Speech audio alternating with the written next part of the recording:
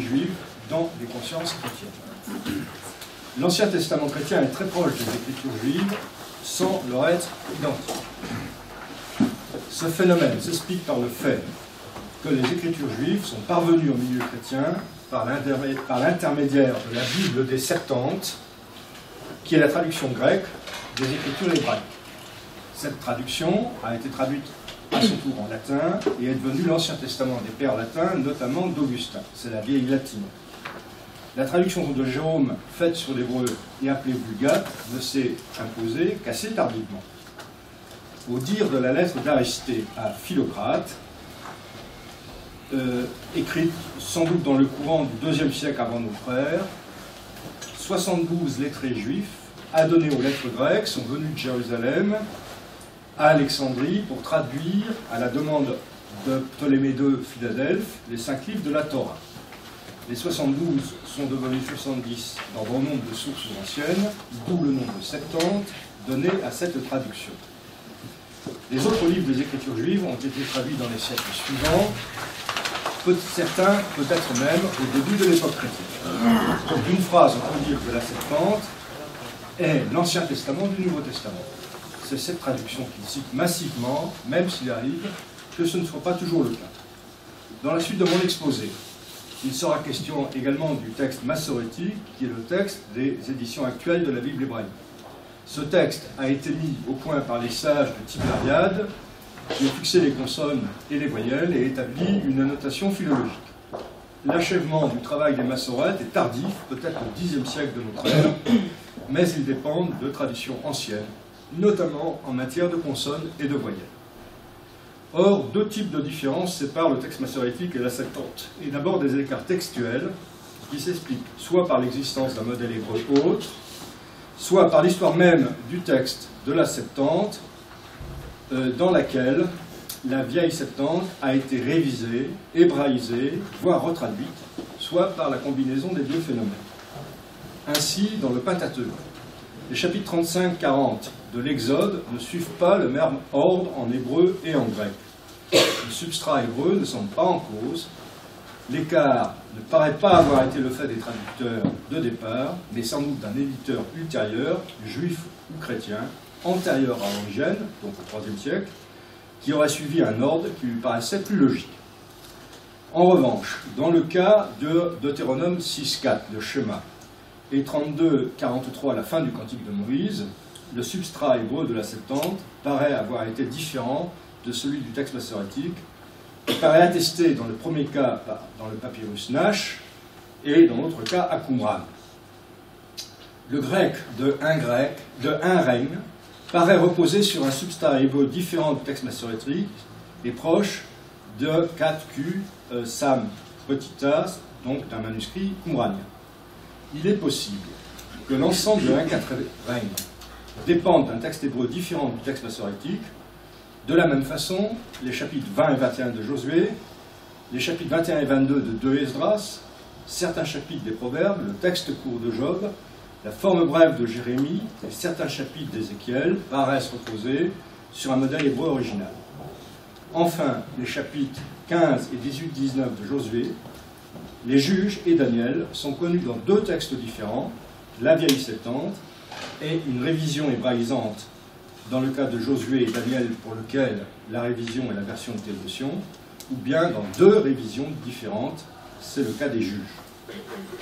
Ensuite, les différences entre le texte massorétique et la Septante tiennent au fait que la Septante offre des textes supplémentaires. Ceux-ci sont d'abord des compléments aux livres hébreux, tantôt traduits sur un original hébreu ou araméen que la Bible hébraïque n'a pas retenu, tantôt composés directement en grec. Le cas des deux additions du Deutéronome a été signalé à l'instant. Les autres additions sont relatives à Jérémie, Baruch est lectre de Jérémie, à Daniel, Suzanne, les trois jeunes gens, c'est-à-dire le chapitre 3, versets 24 à 90 de Daniel, Bel, le dragon, au psaume, le psaume hors numérotation, souvent appelé psaume 151. À Esther, les 7 en grec ou 8 dans la vieille latine, addition à Esther, parmi lesquelles la prière des Juifs, 4.16 connue par la vieille latine, la prière de Mardochée et d'Esther, 5.1, l'édit en faveur des Juifs, 8-13. Les autres textes qui figurent dans la Septante, mais sont absents du texte massorétique, sont ceux que, depuis l'époque du Concile de Trente, les catholiques appellent deutérocanoniques et que les protestants ont appelé par la suite apocryphes. Ce sont des livres traduits sur un original hébreu ou araméen ou composés directement en grec. Ont été traduits de l'hébreu. Le premier Esdras, le premier Maccabée, Siracide, Judith et Psaume de Salomon. Ont été traduits de l'araméen, le début de 2 Maccabées et Tobit, sauf peut-être le chapitre 13 qui paraît avoir un modèle hébreu. Ont un original grec, la plus grande part de 2 Maccabées, 3 à 4 Maccabées et Sagesse. Il faut souligner que ces compléments et ces suppléments appartiennent tous à la tradition juive antérieure au christianisme. Ce sont des textes juifs et non des textes chrétiens. Il est d'ailleurs possible que les livres juifs supplémentaires aient reçu un statut dans le judaïsme hellénistique et romain. Ces livres extérieurs au canon juif auraient été recommandés à la lecture privée. Il semble bien que ce fut le cas d'Esther avant que ce livre n'entre dans le canon. Ce statut s'est maintenu, au moins partiellement dans le christianisme, où les deutérocanoniques sont lus, selon l'expression d'Athanase, mais ne peuvent être utilisés sur le plan dogmatique. Il faut ajouter que les deutérocanoniques sont loin d'être inconnus de la tradition juive postérieure à l'apparition du christianisme. Par exemple, la Megillat Antiochos, ou le rouleau d'Antiochos, également appelé Sefer Bet Hashmonaï, livre de la maison des Asmonéens, ou Megillat Benai Hashmonaï, rouleau des fils des Asmonéens, raconte à peu près la même histoire que 1 Maccabée et paraît avoir utilisé ce livre pour la rédaction de certains passages. Cet écrit a été lu à la synagogue à l'occasion de la fête d'Hanouka. Il a probablement été rédigé en araméen avant d'être traduit en hébreu. Sa date de confection est sujette à controverse entre le IIe siècle et l'époque des Géonies. Le rédacteur a-t-il recours au texte original hébreu de 1 Maccabée, ou bien connaissait-il l'histoire des Maccabées et de Hanouka par la tradition orale? On ne sait. Il existe aussi des versions médiévales de Judith et de Tobit en hébreu et dans d'autres langues. Ces livres propres aux chrétiens ont donc eu une postérité dans le judaïsme des sages et postérieure aux sages. Il en va de même dans le cas des additions présentes dans le livre d'Esther. C'est ainsi que les 2 Targums d'Esther, donc les 2 versions araméennes d'Esther, connaissent la prière des Juifs transmise par la vieille latine, la prière de Mardochée et d'Esther, l'édit en faveur des Juifs. Dans sa traduction, Jérôme a maintenu les deutérocanoniques, ce qui constitue une limite évidente à sa volonté d'alignement sur l'hébreu. Je passe au mot canon. En employant ce mot, on parle grec, et même un grec chrétien assez tardif. Les plus anciens emplois du lexique du canon ne sont pas testés avant le IVe siècle. Le substantif canon chez Eusèbe de Césarée, histoire ecclésiastique 6, 25, 3, et le verbe canonizai chez Athanase d'Alexandrie dans la lettre festale 39. D'où la question. En utilisant le lexique du canon à propos d'un corpus d'origine juive, ne projette-t-on pas une réalité grecque et chrétienne sur un univers hébreu et juif et ne commettons pas un anachronisme? Le mot grec canon a une origine sémitique. En hébreu, le substantif canet désigne le roseau ou la canne. Son équivalent grec est le mot kanna, d'où est probablement dérivé canon, la baguette droite, la règle. Le mot est utilisé dans des sens techniques très divers, ainsi que dans des emplois figurés. Chez les chrétiens, le sens figuré le plus attesté est celui de règle de foi, en latin regula fidei, mais ce sens n'a pas beaucoup à voir avec le canon en tant que corpus littéraire. Ici, il faut se tourner du côté d'Alexandrie. Les savants du musée établissent des canons des législateurs, des peintres, des sculpteurs, des orateurs, des poètes lyriques, des auteurs comiques et tragiques, et ainsi de suite. En fait, il est peut-être question du canon des 3 tragiques dès le IVe siècle, donc avant l'époque d'Alexandrie, chez Héraclite du Pont. Les Alexandrins fixent le canon des 3 iambographes et des 9 poètes lyriques. Les canons des 3 poètes comiques et les 10 orateurs attiques sont sans doute un peu plus tardifs. Dans le domaine littéraire, donc, un canon est une liste type d'auteurs représentatifs d'un genre littéraire donné. Le terme renvoie au processus de sélection effectué au sein des auteurs qui ont illustré ces genres. Le résultat du processus est une liste exemplaire. Parfois, la sélection des auteurs se double d'une sélection parmi les œuvres des auteurs retenus. La liste des 3 auteurs tragiques a retenu 7 tragédies d'Échille, 7 de Sophocle et 10 d'Horrique. Cependant, le canon biblique se distingue des canons alexandrins en ce qu'il consiste en une liste de livres et non une liste d'auteurs. Mais l'importance de cette remarque ne doit pas être majorée. Dans la description du canon juif que fait Flavius Joseph dans le Contrapion, il n'y a aucun titre, mais seulement des auteurs, Moïse pour la Torah et les prophètes, Moïse pour la Torah et les prophètes pour 13 livres, 4 livres étant anonymes. Dans le traité de Baba Batra du Talmud de Babylone, le célèbre passage 14b 15a, la liste des livres est immédiatement suivie par l'énumération de leurs auteurs, Moïse, Josué, Samuel, David, Jérémie, Ézéchias et ses aides, les membres de la grande assemblée, Esdras. Comme chacun de ces auteurs, sauf David, a écrit plusieurs livres, il était inévitable que dans les listes canoniques, les livres remplacent les auteurs. La confrontation entre un texte païen du 1er siècle de notre ère, un texte chrétien de la deuxième moitié du 2e siècle, et un texte rabbinique difficilement datable, va permettre d'aller plus loin. Dans son institution oratoire, Quintilien explique, je cite, que les anciens grammairiens, Veteres grammatici, ont rangé certains auteurs en ordre et soustrait les autres complètement au nombre. Auctores alios in ordinem redigerint, alios omnino exemerint numero. Or, on retrouve ces notions d'ordre et de nombre dans le cas des écritures de l'Ancien Testament chez Méliton de Sardes, cité par Eusèbe. Il raconte qu'Onésime lui a demandé de composer, je cite, des extraits tirés de la loi des prophètes sur la question du Sauveur, et il l'a en conséquence interrogé sur le nombre, arithmos en grec, des livres de l'Ancien Testament, et sur leur ordre, taxis. Enfin, le passage du traité Baba Batra du Talmud de Babylone emploie le mot hébreu et araméen seder, qui signifie ordre, pour décrire l'ensemble constitué par les 8 livres des prophètes et l'ensemble constitué par les 11 livres des Écritures. Au total, il ressort de ces 3 textes que dans les premiers siècles, aux yeux d'un lettré païen, d'un théologien chrétien ou d'un rabbin, les notions d'ordre et de nombre sont indispensables pour définir des ensembles littéraires cohérents, ce que nous appelons aujourd'hui des corpus littéraires.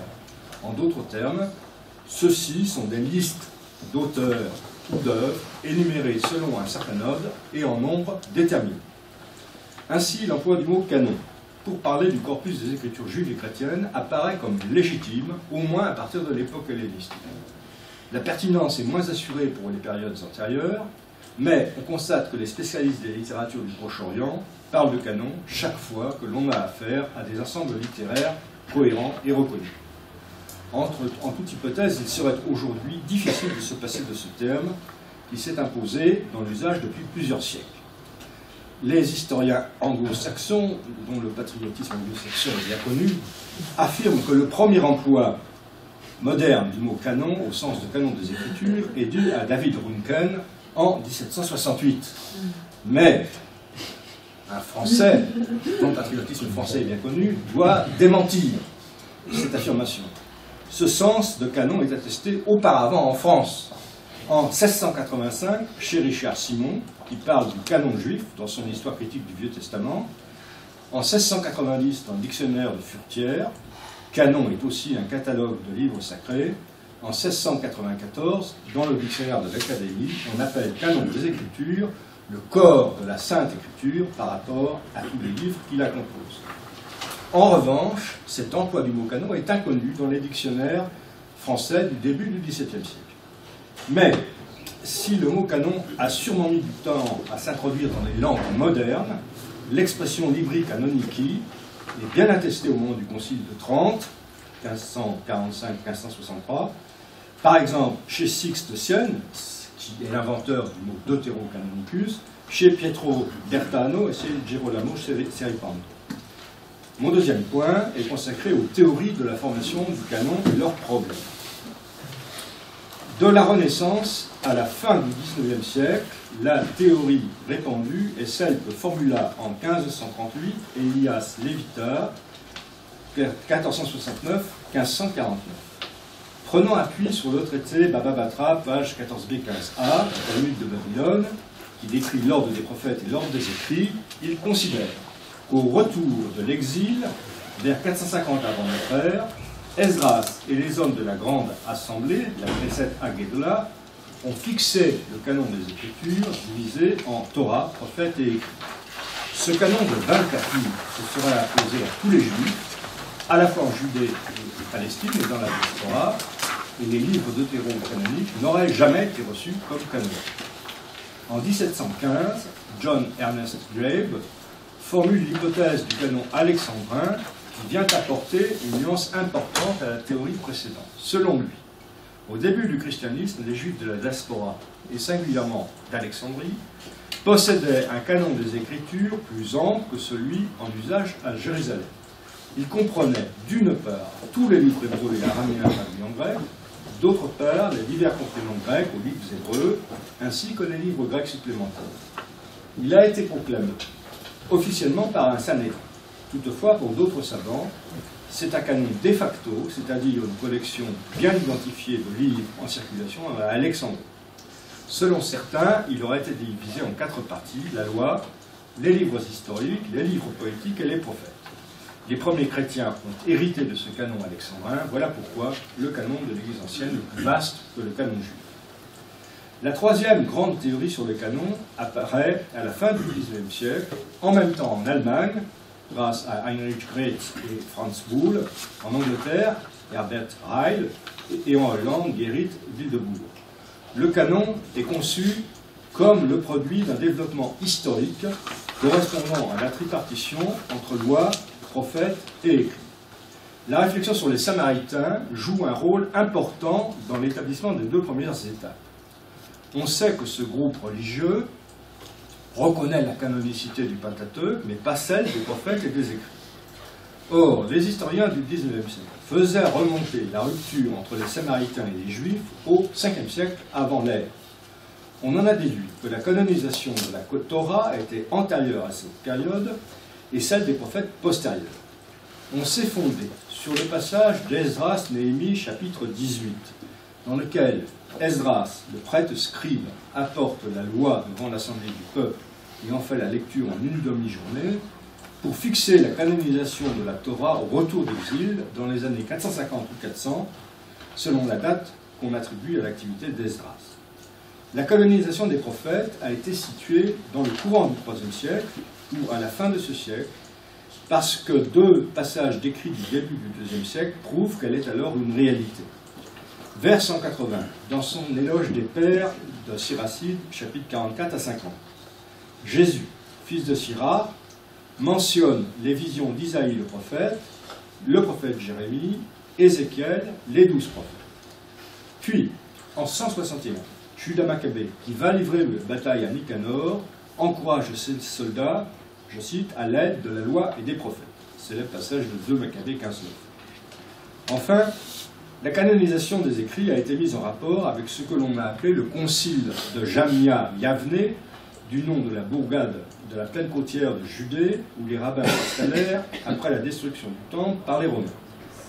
Dans les années 90-100, après des discussions, les sages auraient admis Cantique, Ecclésiaste, Proverbes et Esther, mais ils auraient écarté Siracide et les livres extérieurs appelés Ritzon. À Yavne, se serait donc opérée une double clôture, celle de la 3e partie du canon, des écrits, et celle de l'ensemble du canon sous sa forme tripartite. Dans la suite de mon exposé, je qualifierai cette théorie de classique, car elle s'est imposée durablement et elle a toujours de nombreux partisans. On note que si les 3 étapes de la théorie remettent radicalement en cause l'étape unique d'Elias Levitas, en revanche, elles peuvent se concilier avec la théorie du canon alexandrin. Quels arguments a-t-on fait valoir pour écarter la théorie d'Elias Levita? Tout d'abord, les études de philologie sacrée ont montré que certains livres hébreux avaient été rédigés bien après l'époque d'Esdras. Le fait même que la langue de certains chapitres de Daniel et d'Esdras-Néhémie soit l'araméen plaide pour une date plus tardive. La rédaction finale de Daniel est communément datée de la fin d'Antiochos IV Épiphane, 175-164, comme le savait déjà le néoplatonicien Porphyre dans sa polémique contre les chrétiens. En second lieu, le fait que le Nouveau Testament cite comme écriture des textes qui ne font pas partie de la Bible hébraïque prouve qu'au début de notre ère, dans certains milieux juifs, le canon ne se limitait pas au livre des sages. Enfin, les partisans de la théorie classique ont montré que les passages talmudiques utilisés par Elias Levita pour attribuer la canonisation de la loi des prophètes et des écrits à la Grande Assemblée reflétaient en réalité ce qui s'était passé à Yavné et que le récit d'Esdras Néhémie concernait seulement la Torah. Le fait même qu'Esdras n'ait eu besoin que d'une demi-journée pour lire le texte sacré va dans le sens d'un corpus biblique limité à la Torah, voire à un seul livre de la Torah. Il y a près de 50 ans, l'hypothèse du canon alexandrin a été réfutée de manière magistrale par Albert Sandberg, en s'inspirant de son argumentation.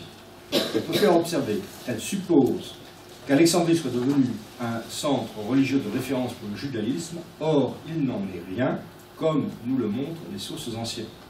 Les Juifs d'Alexandrie ont les yeux tournés vers Jérusalem, qui est leur métropole, selon l'expression d'Alexandrie dans le Conte Clacus. Ils versent l'impôt annuel au temple et ils s'efforcent d'accomplir les pèlerinages annuels. En second lieu, il est loin d'être sûr que les premiers chrétiens tiennent leur Bible des Juifs alexandrins. En tout cas, elle contraste fortement avec la Bible de Philon, qui est centrée sur la loi, qu'il cite environ 8000 fois. Les prophètes si importants dans le Nouveau Testament, notamment Ésaïe, font l'objet de citations et d'allusions 101 fois, dont 24 pour Ésaïe. Philon ne cite ni de règles, ni 10 des 12 petits prophètes. Il y a chez lui 103 allusions ou citations aux écrits, dont 50 pour les psaumes, alors que ce livre est l'un des plus cités dans le Nouveau Testament. Philon ne cite ni Cantique, ni Ruth, ni Lamentation, ni Daniel, ni Esdras, ni Néhémie. Parmi les deutérocanoniques, seules Sagesse et Siracide font l'objet de citations ou d'allusions. En troisième lieu, les chrétiens des premiers siècles ont considéré comme écriture d'autres écrits que ceux du canon alexandrin. Certains auteurs admettent l'inspiration du 4e Esdras, du Pentateuque énochien, de l'Apocalypse de Baruch, de l'Ascension de Moïse. L'hypothèse du canon alexandrin ne permet pas de rendre compte de la présence de ces livres. Toutefois, ce qui a le plus contribué à écarter l'hypothèse du canon alexandrin, ce sont deux découvertes archéologiques. À l'extrême fin du XIXe siècle, dans la Guéniza du Caire, ont été exhumés 5 manuscrits hébreux contenant au total les 2/3 du Siracide. Pour la première fois, il était prouvé qu'un livre que l'on pensait propre à la Bible grecque d'Alexandrie avait existé en hébreu. Mais cette conclusion ne s'est pas imposée sans résistance. Certains ont voulu démontrer que l'hébreu avait été traduit sur le grec, contredisant ainsi le prologue grec du livre qui affirme explicitement le contraire. Mais on s'est rappelé que les textes talmudiques citent parfois des versets du Siracide comme écriture, et on s'est demandé si ce livre n'avait pas fait partie du canon avant d'en sortir. Avant le canon des sages, n'y aurait-il pas existé un canon plus large, comprenant les deutérocanoniques, ou du moins certains d'entre eux? La seconde découverte a été celle des manuscrits de la mer Morte. Des manuscrits du Siracide ont été retrouvés à Qumran et surtout à Masada. Des fragments d'autres deutérocanoniques sont également attestés. La lettre de Jérémie en grec, Tobit en hébreu et en araméen. D'autres textes, appelés apocryphes par les catholiques, pseudépigraphes par les protestants, sont également présents. Enoch, à l'exception du livre des paraboles, les jubilés et le testament des 12 patriarches. Mais la plus grande partie du matériel découvert consiste dans des fragments de tous les livres bibliques, à l'exception d'Esther, et dans des livres spécifiques. Le règlement de la communauté, le règlement de la guerre, les hymnes. Qumran et les premiers chrétiens peuvent être dès lors comparés et distingués. Ils ont en commun les livres de la Bible hébraïque, des deutérocanoniques, des pseudépigraphes. Ils se distinguent par leurs écrits propres, les deux règlements et les hymnes dans un cas, le Nouveau Testament dans l'autre. De l'ensemble de ces découvertes, on peut conclure que, dans le judaïsme antérieur à Yavne, était en circulation une collection de livres saints plus large que le canon juif des sages. Cette collection variait d'un groupe à l'autre, le noyau dur étant constitué par les livres du canon juif actuel. Dès lors, il n'y a plus de lien direct entre Alexandrie et le Deutérocanon. Si l'Ancien Testament des chrétiens est plus large que celui des rabbins, c'est parce qu'il provient d'une collection large en circulation dans un ou plusieurs groupes juifs au début de l'ère chrétienne. La théorie classique se heurte-t-elle à des arguments aussi décisifs que ceux qui ont fait voler en éclats la théorie d'Elias Lévita et celle du canon alexandrin? En fait, elle reste un paradigme dont on ne peut pas se passer et on est toujours obligé de raisonner par rapport à elle, même si chacun des éléments dont elle est faite se heurte à des difficultés sérieuses, comme on va le voir maintenant. D'abord, de quand date la canonisation de la Torah? La Bible offre 4 indications différentes. À l'époque de Moïse, Exode 24, 4-7, peu après 870, d'après 2 Paralipomènes 17, 7, 9, en 622, d'après 4 règnes 22, 23, ou vers 450, 400, chapitre 18 d'Esdras Néhémie, auquel j'ai déjà fait allusion plusieurs fois. Or, dans tous ces cas, nous enseignons seulement les différentes manières dont des rédacteurs bibliques se représentaient la canonisation de la Torah et non des événements historiquement datables. Dès lors, sur quels indices se fonder? On a voulu tirer argument des Samaritains qui reconnaissent l'inspiration de la Torah mais pas celle des prophètes. Comme au XIXe siècle, on faisait remonter la rupture entre ce groupe et les Judéens au Ve siècle, voire auparavant, on a daté la canonisation de la Torah de cette période. Mais de nos jours, le schisme est situé à une date plus tardive, mais malheureusement imprécise, entre la fin de l'époque perse et l'époque hasmonéenne, soit une période de 2 siècles, les années 350-150.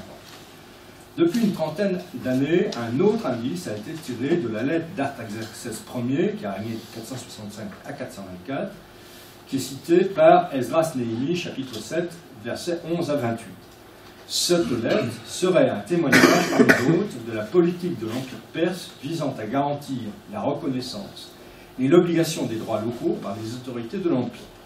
Une telle politique suppose la mise par écrit des législations locales qui prennent alors leur place dans le droit perse. La rédaction finale de la Torah doit être comprise à la lumière de cette politique d'autorisation impériale perse. Cette hypothèse de la Reichsautorisation est brillante, mais elle a suscité des réserves et elle se heurte à une objection. Peut-on encore parler de canonisation alors qu'il s'agit d'une reconnaissance extérieure et non pas d'un processus communautaire? Un dernier indice peut être tiré de la lettre d'Aristote.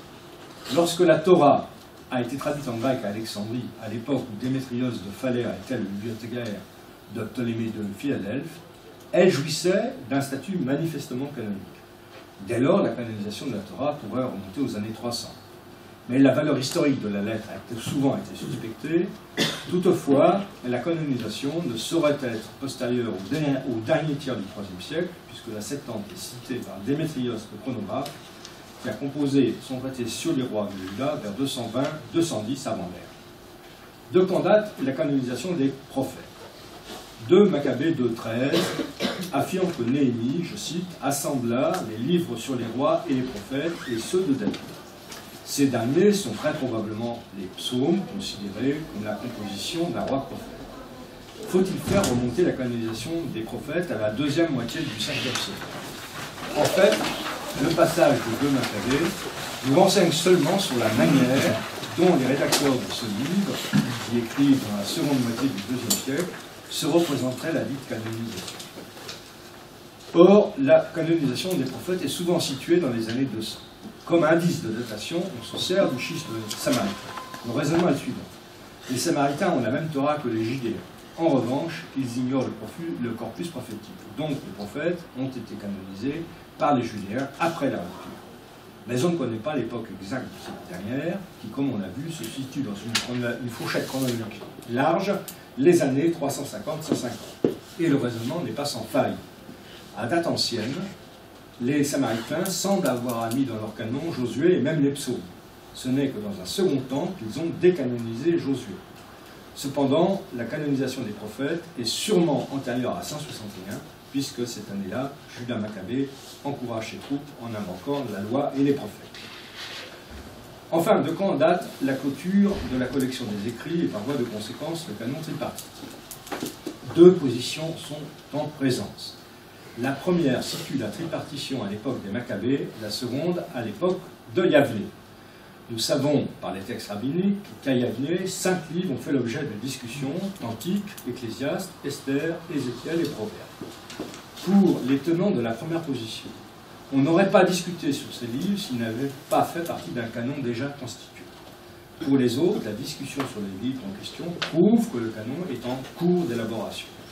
Bref, nous sommes dans un domaine où les mêmes données peuvent être utilisées de manière contradictoire. Force donc est de recourir à d'autres sources que les textes rabbiniques sur les livres en question. Deux séries de témoignages doivent être ici examinés. Ceux qui sont utilisés pour affirmer l'existence du canon tripartite avant Yavné et ceux qui vont dans le sens d'une clôture du canon après les années 100 de notre ère. Les premiers sont au nombre de 6, 2 Maccabées 2, 13, 14, le prologue du Siracide, un passage de Nixat Maaseh Torah qu'on appelle aussi la lettre halachique, qui est le célèbre texte de la 4e grotte de Qumran, 4Q MMT, Philon, la vie contemplative 25, et Luc, l'évangéliste, 24-44, il faut que soit accompli tout ce qui est écrit dans la loi de Moïse et les prophètes et les psaumes à mon sujet.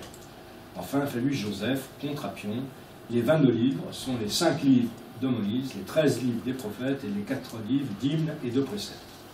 En fait, aucun de ces 6 textes ne peut être utilisé, du moins selon moi, pour prouver l'existence à date haute du canon tripartite.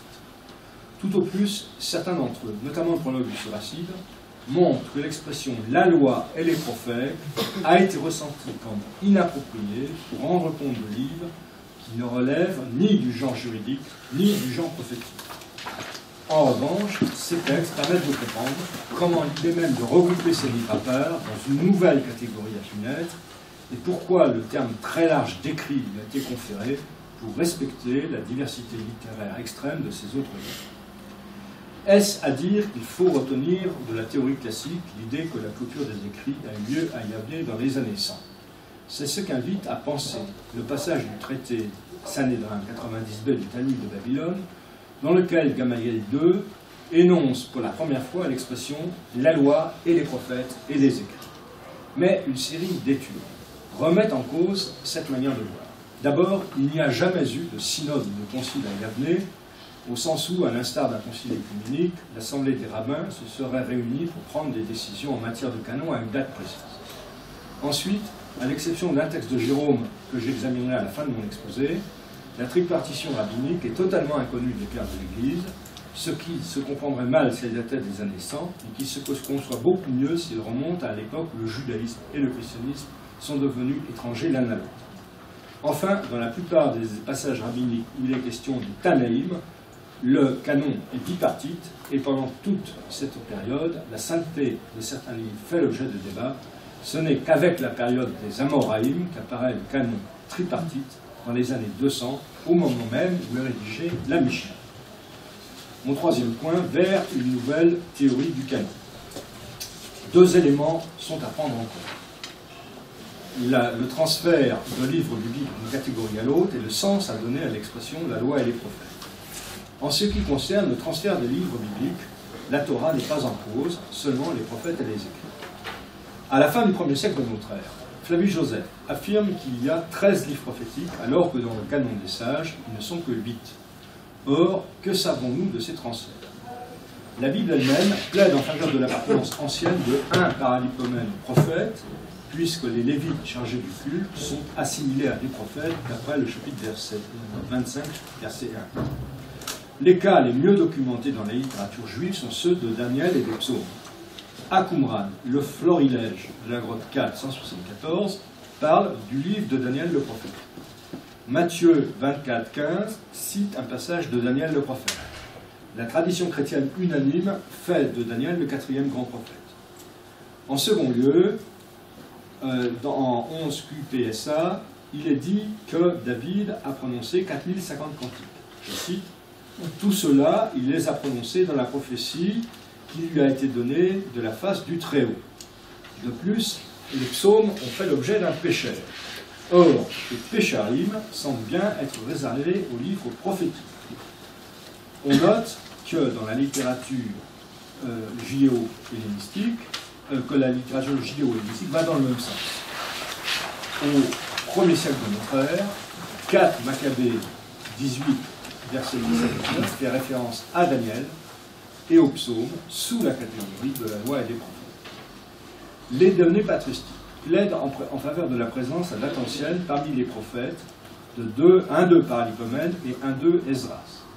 Un d'eux Paralipomène suivent immédiatement un quatrain dans la plupart des listes et des manuscrits.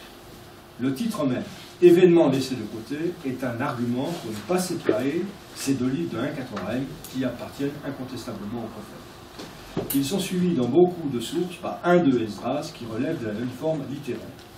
Chez Méliton de Sardes, qui dépend d'un formateur judéo-chrétien de Palestine, Esdras est un livre prophétique. Comment expliquer le déclassement de certains livres prophétiques parmi les écrits? Pour Ruth et Lamentation, la raison tient probablement à l'évolution de la liturgie synagogale. Le premier livre est lu lors de Shavuot et le second lors du jeûne de Tisha B'Av. Ils ont été copiés et classés à part. Est-il possible de généraliser cette explication? On connaît assez bien la liturgie juive du Shabbat à partir du IIe siècle de notre ère. À Babylone, on lit une section de la Torah, la Paracha, l'ensemble de la Torah étant lu en un an, puis, après les bénédictions sur la Torah, on lit une section des prophètes, la Haftarah. Ensuite, il y a le Midi. En Palestine, la Torah est divisée en 154 sédarim qui sont lus au cours d'un cycle de 3 ans. La lecture de chaque séder est suivie de la lecture d'une Haftarah prophétique. Puis, il y a le Midi. Or, la collection des écrits ne fournit aucune Haftarah à la liturgie du Shabbat, alors que, à l'inverse, tous les livres de la collection actuelle des prophètes donnent lieu à des lectures, à l'exception de Nahum, Sophonie et Agé. Mais ces derniers appartiennent aux 12 petits prophètes qui forment une unité littéraire constituée. Dès lors, on peut se demander s'ils n'ont pas été regroupés sous l'appellation générale d'écrits, les livres enseignements prophétiques que la liturgie du Shabbat n'utilisait pas. L'argument est séduisant, mais il se heurte à une objection. Il repose sur l'idée que la liturgie a précédé la collection des écrits, mais il se pourrait que l'inverse fût vrai. Le prologue du Siracide mentionné plus haut suggère qu'auraient été regroupés sous la catégorie d'écrits les livres qui ne relèvent ni du genre juridique ni du genre prophétique. Cet argument fonctionne bien dans le cas des psaumes, de Job, des proverbes, de Ruth, de Cantiques, d'Ecclésiaste, d'Esdras, Néhémie. Mais il n'est pas pertinent pour Lamentation, pour Daniel et pour un de Paralipomène, sans parler d'Esther. Si l'explication liturgique se révélait erronée, et si l'explication littéraire avait une portée limitée, il faudrait songer à des explications spécifiques livre par livre. Par exemple, la sortie de Daniel hors des prophètes pourrait s'expliquer par le danger que recelait son caractère apocalypticien. Daniel contient la théorie de la succession des royaumes, ainsi que des visions et des données numériques qui ont pu être utilisées par les partisans de la guerre contre Rome pour démontrer que leur victoire était écrite dans la Bible. Or, la guerre de 131-135 a mis le judaïsme en danger de mort. Pour assurer sa survie, les sages se sont repliés sur les textes sacrés, leurs interprétations et les traditions. Ils ont de fait prôné la coexistence pacifique avec Rome. C'est dans ce contexte que Daniel aurait été transféré d'un ordre à l'autre. Sorti de l'ordre des prophètes, Daniel n'était plus susceptible d'être lu comme un texte à portée politique. Le second élément à prendre en compte concerne la succession de l'étape de la Torah et de l'étape des prophètes. Stephen Chapman estime que la plus ancienne réalité canonique que nous puissions atteindre dans les textes bibliques est le couple constitué par la Torah et les prophètes. La fin du Deutéronome, chapitre 34, 10-12, fait de Moïse le prophète par excellence, tandis que les derniers versets de Malachie, 3, 22-24, exhortent à se souvenir de la Torah de Moïse et annoncent l'envoi du prophète Élie dans les temps précédents au jour de Yahvé. La Torah et les prophètes sont ainsi associés pour constituer la même histoire d'Israël. Le canon est dès lors défini en termes d'intertexte. Chapman situe une telle combinaison dans le droit fil de la tradition deutéronomiste et propose de la dater de l'époque post-ésélique, des années 450-400. À cette époque, la loi ne bénéficie d'aucune prééminence par rapport au prophète, elle constitue seulement le début du corpus biblique. Par exemple, Esdras Néhémie, chapitre 19, se réfère à toute la période prophétique, ce qui montre que le texte de référence est l'ensemble constitué par la loi et les prophètes. Pour Chapman, la suprématie de la loi est une innovation d'époque rabbinique. On peut discuter cette dernière affirmation. Dès le 3e ou le 2e siècle, les Juifs d'Alexandrie, les Samaritains et les Sadducéens reconnaissent la première place, voire la place exclusive de la Torah. Les pharisiens eux-mêmes se situent dans la même mouvance puisque leurs références sont la Torah écrite et la Torah orale. Cependant, la principale faiblesse de l'argumentation de Chapman est autre. Même si un d'eux paralipomène et Esdras Néhémie n'ignorent pas les prophètes, ils sont incontestablement focalisés sur la Torah. Et lorsqu'ils offrent des citations bibliques indiquées par « il est écrit », ce sont toujours des citations de passages de la Torah. Or, beaucoup d'autres données vont dans le sens d'une première étape de la canonisation limitée à la Torah. Le livre que recouvre Ilkiyahu en 4 règnes 22-23 est appelé livre de la Torah ou livre de l'Alliance, sans qu'il soit question de prophète. Le livre que lit Esdras en Esdras Néhémie 18 est le livre de la Torah de Moïse, qui semble être identique au livre de la Torah d'Elohim, qui est lu chaque jour pendant 7 jours. Les Samaritains, les Sadducéens et plus tard, peut-être les Ébionites, ne reconnaissent comme inspirés que les 5 livres de la Torah. La traduction en grec de la Bible a d'abord été limitée à la Torah, que les sources sur ce point soient écrites en grec, en hébreu ou en araméen. Certes, il se peut qu'il faille analyser tous ces textes comme marqués par l'idéologie de la suprématie de la Torah, mais on remarque que cette dernière est présente dans la Bible elle-même. Au total, les analyses de Chapman sont novatrices, mais pas suffisamment étonnantes. Cependant, Chapman a le mérite d'attirer l'attention sur un point important que les historiens du canon négligent trop souvent. Le sens à donner à l'expression de la loi et les prophètes. Nous comprenons spontanément l'expression de la Torah et les prophètes au sens de la Torah versus les prophètes. D'un côté la Torah, de l'autre les prophètes. Mais certaines données de l'import testamentaire et patristique suggèrent qu'il faut comprendre autrement l'ensemble des livres inspirés du judaïsme. À Qumran, l'expression la Torah et les prophètes semble bien désigner toutes les Écritures en 330. Il en va de même dans un texte déjà signalé en 2 Maccabées 15-9. Au 1er siècle de notre ère, le corpus biblique est désigné par cette expression dans le Nouveau Testament, en Matthieu 5-17, la loi ou les prophètes, et 7-12, la loi et les prophètes, en Luc 24-27, Moïse et tous les prophètes, en Jean 1-45, Moïse dans la loi et les prophètes, et en Actes 28-23, la loi de Moïse et les prophètes. L'expression peut même être réduite à la loi en Jean 30-10-34, qui cite pourtant Psaume 82-6, et en 1 Corinthiens 14-21, qui cite pourtant Esdras 28-11-12. Il en va de même en 4 Maccabées 18-10-19, où la loi et les prophètes comprennent Genèse, Nombre et Deutéronome, mais aussi Ésaïe, Ézéchiel, Psaume, Proverbe et Daniel. À l'époque des Tanaïm, l'expression de la loi et les prophètes désigne également le corpus biblique pris dans son ensemble. Cette signification se retrouve dans la littérature patristique. Dans l'énumération qu'il fait des livres bibliques, Méliton de Sardes n'utilise pas le mot loi. En revanche, le mot prophète est utilisé devant Ésaïe, Jérémie, les 12, Daniel, Ézéchiel et Esdras. On pourrait penser que tous les livres énumérés avant les prophètes relèvent de la loi, mais il n'en est rien. Certes, il y a les 5 livres de Moïse, mais il y a aussi Josué, Juge, Ruth, 4 règnes, 1-2 Paralipomène, Psaume, Proverbe, Cantique et Job. Il semble donc que, sauf à supposer des accidents dans la transmission du texte mélitain, l'expression de la loi et les prophètes désigne chez ce dernier l'ensemble des livres du canon et qu'elle ne décrit pas des livres dont les uns relèveraient de la loi et les autres des prophètes. La théorie classique doit donc être révisée sur un point central. À une deuxième étape, marquée par la canonisation du prophète, il faut substituer une deuxième étape qui voit la canonisation de la loi et des prophètes. Lors de cette étape, l'ensemble des livres qui ne relèvent pas de la Torah ont été regroupés sous le nom des prophètes, même si leur contenu n'avait rien de prophétique ou était peu prophétique.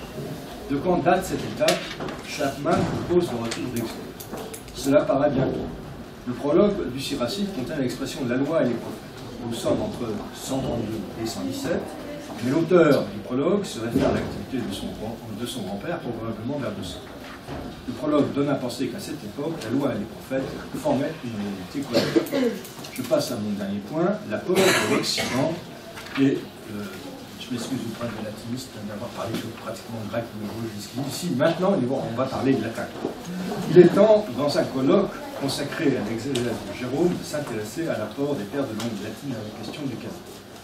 Or, ils nous livrent peu d'informations nouvelles sur les deutérocanoniques. Chez eux, comme chez les pères grecs, ils servent à l'édification du peuple, mais, je cite, non pour confirmer l'autorité des doctrines ecclésiastiques. C'est une affirmation de Jérôme dans le prologue au livre de Salomon. Ruffin les appelle ecclésiastiques et les distingue des livres canoniques dans l'exposition du Sermon 36, mais cette appellation d'ecclésiastique ne saurait nous renseigner sur le terme utilisé par les juifs de langue grecque pour désigner ces livres juifs. En fait, les pères latins ont tendance à citer les deutérocanoniques sur le même plan que les livres canoniques. Ainsi, Augustin, dans la doctrine chrétienne 2.13, est cité de 15.23, la liste de Cheltenham, dite aussi liste Mommsen, et le décret de Gélas. Toutefois, Hilaire de Poitiers affirme que Tobit et Judith sont des livres supplémentaires, additi. Jérôme met les deutérocanoniques à part, puis finit par les classer parmi les apocryphes dans le prologue de Galéatus. Isidore de Séville range parmi les écritures canoniques Tobit, Judith, 1-2 Maccabée, Sagesse et Siracide, tout en signalant que ces livres ne sont pas reçus parmi les Hébreux. L'apport des pères latins à la question du nombre des livres bibliques est plus significatif.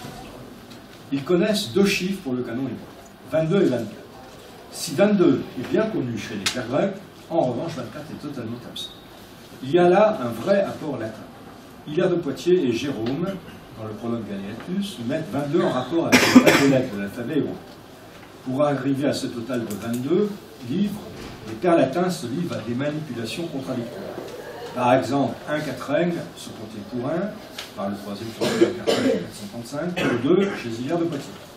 Il légitime ces manipulations en invoquant les pratiques des Hébreux. Ruffin affirme qu'un quatrain sont comptés pour 2 chez les Hébreux et un 2 Esdras pour 1. Passons au chiffre 24. Hilaire de Poitiers explique que certains ajoutent 2 livres ou 22 livres pour atteindre le nombre des lettres grecques. Comme les 2 livres en question sont Tobit et Judith, absents du canon des sages, cette explication n'aurait pas manqué de surprendre les rabbins. À peu près à la même époque qu'Hilaire, la liste de Cheltenham rapproche les livres canoniques de 24 vieillards de l'Apocalypse, ce qui implique que le nombre de livres est de 24, et elle affirme que nous, je cite, nos anciens sont d'accord pour dire que ces livres sont canoniques. Elle suggère ainsi que le chiffre 24 est traditionnel dans l'Église, ce que ne confirme nullement la documentation à notre disposition. Les pères latins mentionnent encore d'autres chiffres pour le canon chrétien. Toutefois, ils ne proposent pas le chiffre 27, compris du côté chez Épiphane de Salamine et Jean Damascène, et qui est particulièrement intéressant parce que c'est aussi le nombre de livres du Nouveau Testament, ce que d'ailleurs les 2 écrivains grecs ne disent pas.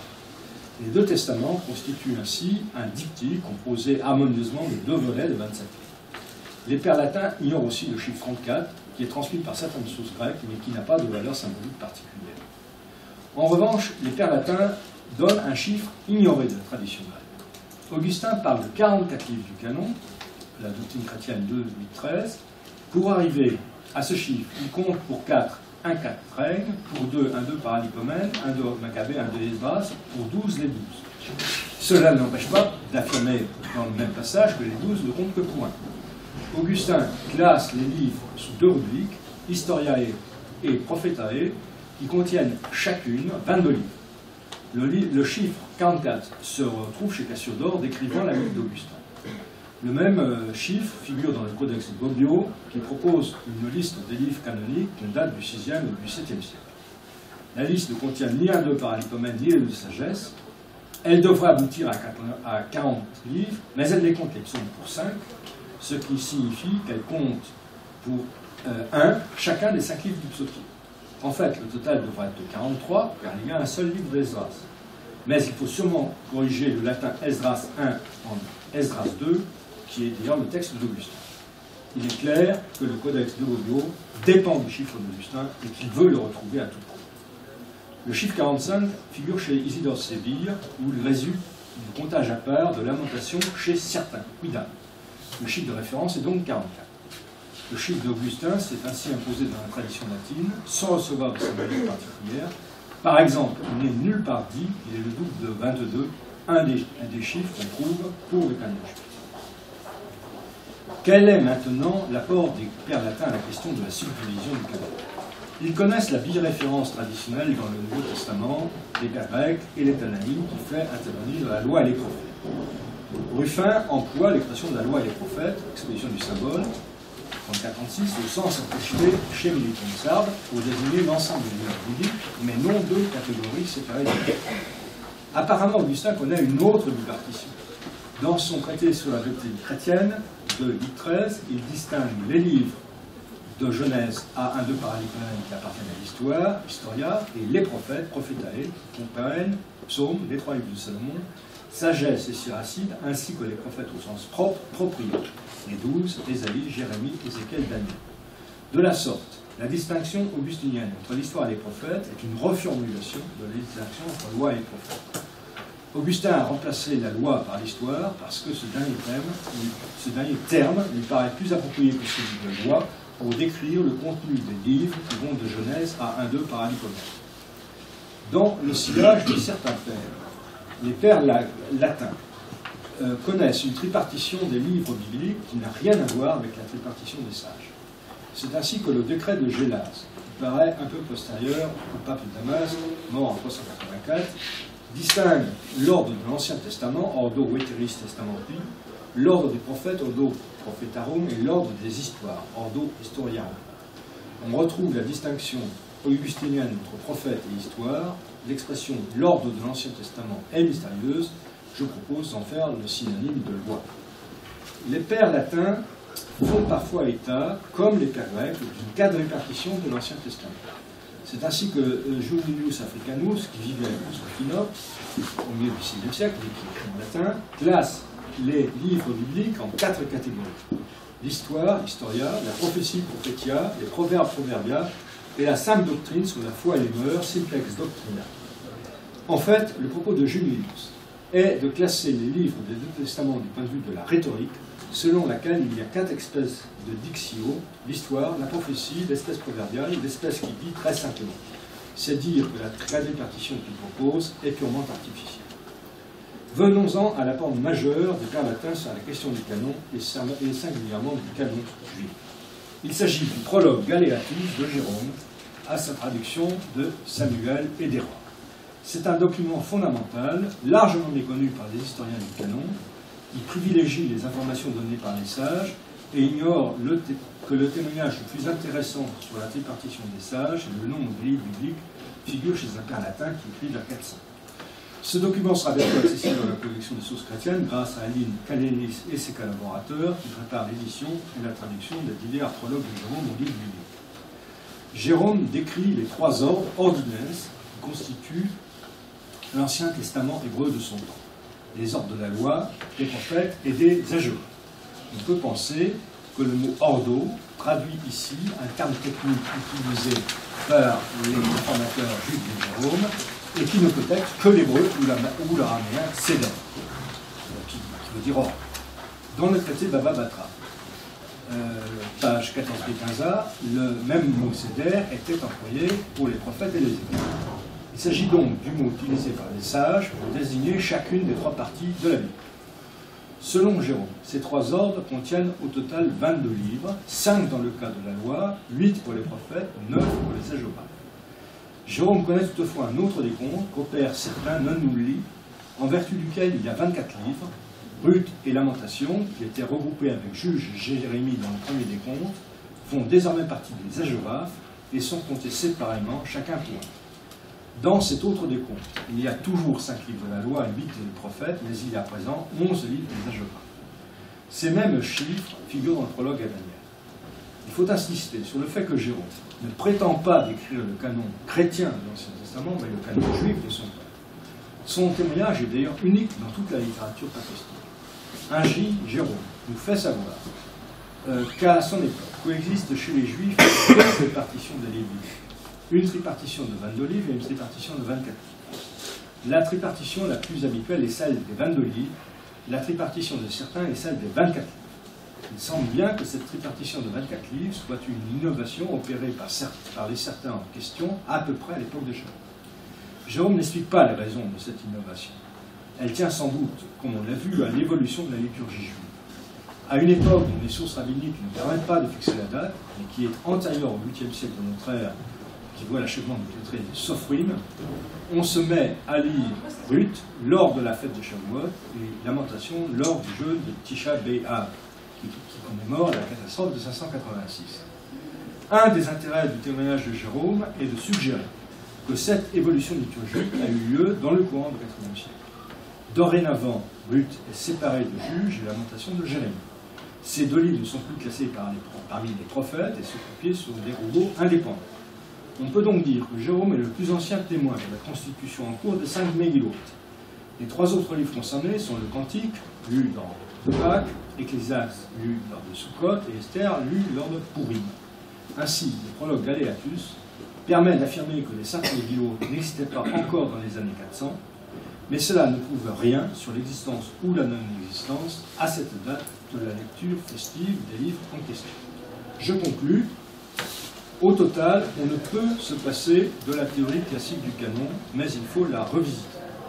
Il n'est pas exclu que la canonisation de la Torah remonte à Esdras et à l'époque perse et soit à mettre en relation avec la politique d'autorisation impériale d'Artaxerxès Ier.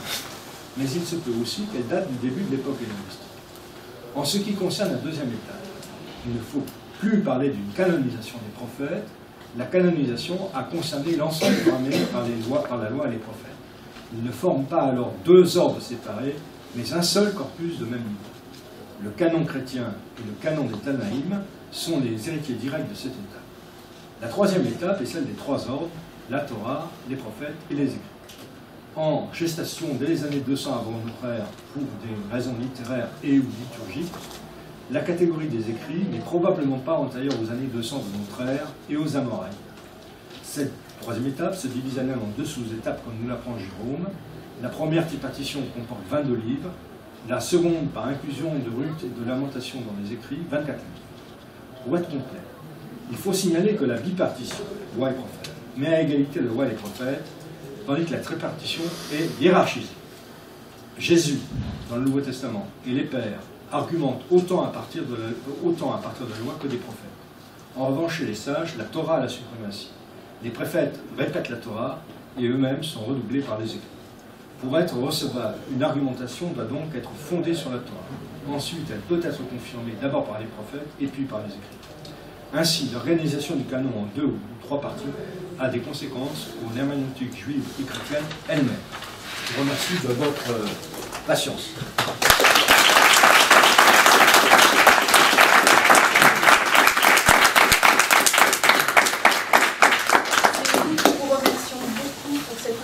Synthèse, et je pense que nous avons le temps pour 2 ou 3 questions. Donc, la parole est à la salle.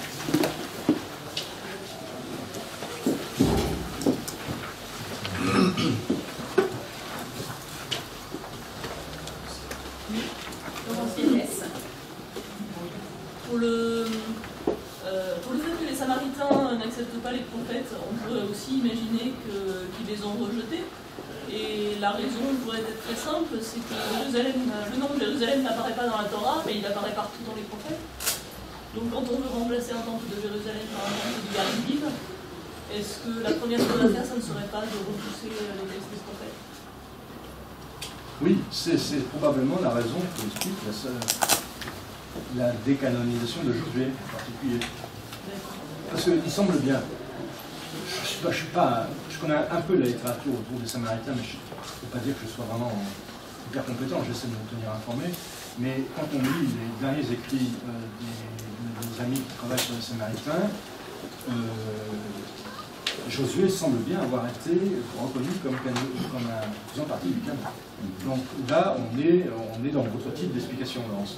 Donc, je suis d'accord. Une autre question? Donc, merci beaucoup pour cette conférence très intéressante. Peut-on vraiment dire, donc c'est à la page 3, à la fin du premier paragraphe, que dans sa traduction, Jérôme a maintenu les deux dépôts canoniques. En fait, il a simplement traduit Jérôme et Esther, les Maccabées, rien du tout, la sagesse de Salomon, rien du tout. C'est quand on a constitué une Bible qu'on s'est dit, ça manque, ça manque, donc on va aller chercher des livres vieux latins. Il faut que je nuance. Oui, merci. Une troisième question? Oui, c'était une question, c'est-à-dire certains exégètes disent actuellement que la constitution du canon, alors du côté d'Alexandrie, a eu un retentissement bien sûr du côté hébreu, c'est-à-dire que la valeur, le rôle de la Septante dans sa constitution a été très important pour la constitution du canon hébreu. Je ne sais pas. Mais là, on n'a pas d'indice, on peut difficilement le mesurer, puisque du côté hébreu, on n'a pas très peu d'éléments. Moi, je ne crois pas, pour répondre à ta question, je crois pas beaucoup à la distinction en matière de canon entre Alexandrie et Jérusalem. Je pense que Je pense que quand on croit tenir quelque chose de propre à Alexandrie, en réalité, ça existe aussi en Palestine. Et quand on croit tenir quelque chose de propre à la Judée-Palestine, ça existe aussi à Alexandrie. Donc, je suis plutôt pour distinguer plusieurs mouvements dans le judaïsme. Enfin, c'est mieux pour moi, c'est une tarte à la crème de l'historiographie actuelle. Plusieurs mouvements internes au judaïsme et qui se distinguent les uns des autres justement par en matière de livres. Mais il y a bien sûr un noyau dur commun.